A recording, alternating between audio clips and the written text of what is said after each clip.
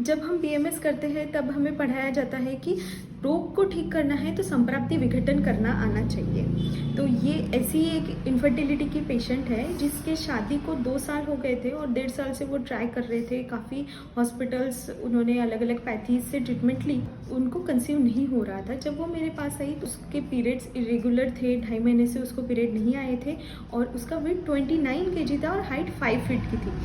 उसके ultrasound normal थी, anti Mullerian hormone, follicle stimulating hormone, thyroid, sugar, सारे reports normal थे। इस पेशेंट में मुझे ऐसी ट्रीटमेंट देनी थी जिससे उसका वात करेक्ट हो, अपान वायु का अनुलोमन हो और साथ ही साथ में उसका ब्रह्मन हो। तो इस पेशेंट में मैंने यापना बस्ती चलाई, यापनाष्ट बस्ते सर्वकालम देय।